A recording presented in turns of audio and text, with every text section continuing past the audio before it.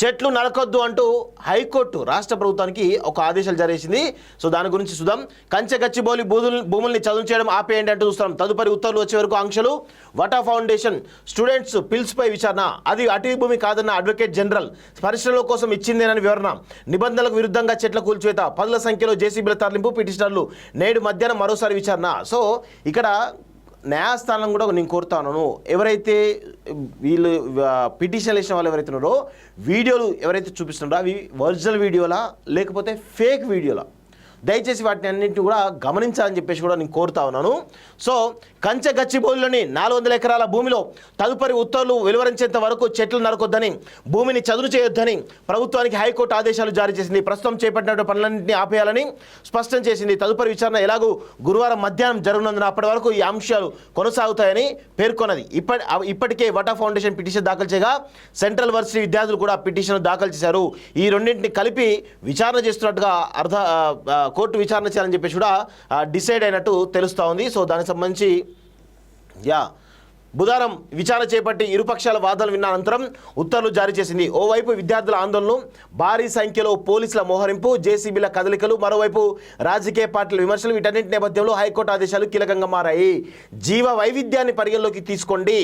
So కంచె గచ్చిబౌలి భూములపై వటా foundation HC విద్యార్థులు దాఖలు చేసిన పిటిషన్లపై రాష్ట్ర హైకోర్టు బుధవారం జరిపిన విచారణ సందర్భంగా సెంట్రల్ వర్సిటీ తరఫున రవిశంకర్ వాదిస్తూ ఈ భూములకు ఉన్న జీవ వైవిధ్యం, నీటి కుంటలు, ఔషధ మొక్కలు, ప్రకృతిపరమైన వారసత్వాన్ని పరిగణలోకి తీసుకొని నేషనల్ పార్క్గా కోర్టు విజ్ఞప్తి చేశారు. అది పార్క్ కాదు, అది హెచ్సి భూములా కావా అని ఫస్ట్ తేల్చండి. అంటే హైకోర్టులో ఆల్రెడీ తీర్పు ఉంది కాబట్టి దీన్ని ఏం చేస్తూ ఉన్నారు, ప్రకృతిపరంగా మరలుస్తూ ఉన్నారు. అది మాత్రం స్పష్టంగా కనబడతా ఉంది.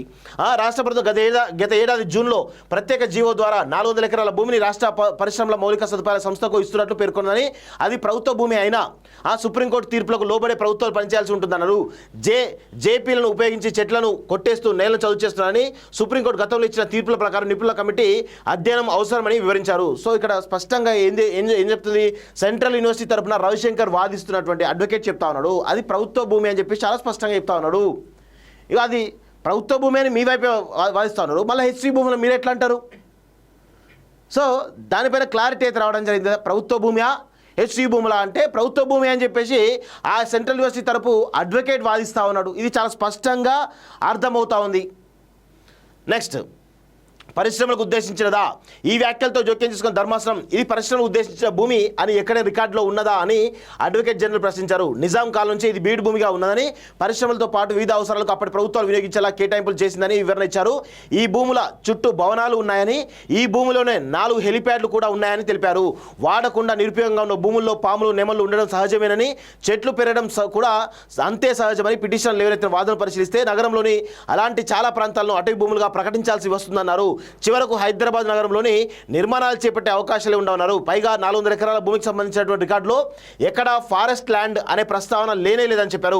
ఇరు తరపున వాదనలు పరిగణలోకి తీసుకున్న హైకోర్టు గురువారం మధ్యాహ్నం మళ్ళీ వాదనలు జరగనుందన్న, అప్పటి వరకు చెట్లను కూల్చవద్దని, భూమిని చదువు చేయవద్దని ప్రభుత్వాన్ని ఆదేశించింది అంటూ చూస్తూ ఉన్నాం. సో ఇప్పటికైనా కానీ అది ప్రభుత్వ భూమి అని తెలుస్తూ ఉంది. సో ప్రభుత్వం ఏం చేస్తుంది అనేది తర్వాత సంగతి. సో ఇక్కడ ఇంకా చాలా విషయాలు మాట్లాడాలి.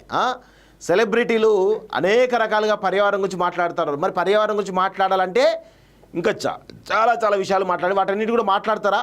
పోరాటాలకు సిద్ధంగా ఉంటారా? సోషల్ మీడియాలో మీకు ఇన్స్టాగ్రామ్లో 1 మిలియన్ ఫాలోవర్స్ ఉన్నారు, లేకపోతే ఇంకే పెద్ద ఎత్తున ఫాలోవర్స్ అని చెప్పి ఇష్టం వచ్చినట్టు ఏసీ గదిలో కూర్చొని మాట్లాడడం కాదు. రండి, ఎక్కడెక్కడైతే పర్యావరణం దెబ్బతిందో అక్కడ పోయి పోరాడదాం.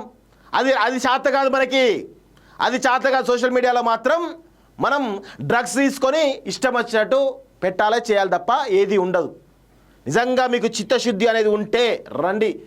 ఈ ప్రభుత్వాలు, గత ప్రభుత్వాలు, ఈ దేశంలో ఉన్నటువంటి అన్ని ప్రభుత్వాలు ఏం చేస్తూ ఉన్నాయి, పర్యావరణం ఎట్లా దెబ్బతీస్తా ఉన్నాయో అన్నిటి పోరాటం వస్తారా? అది చేత కాదు. ఎందుకంటే మనం చేతగాని దద్దమ్మలం. సెలబ్రిటీలు అందరం కూడా చేతగాని దద్దమ్మలం అయిపోయినరు. అందరూ కూడా సిగ్గుమాలిన జీవితాలు ఎందుకు బతుకుతున్నారో అర్థం కాదు. సమాజంలో చీడ పురుగుల్లా తయారైనటువంటి సెలబ్రిటీలు అంతా కూడా ఇప్పుడు మాట్లాడుతూ ఉన్నారు. సిగ్గుండాలి కొంచెమైనా.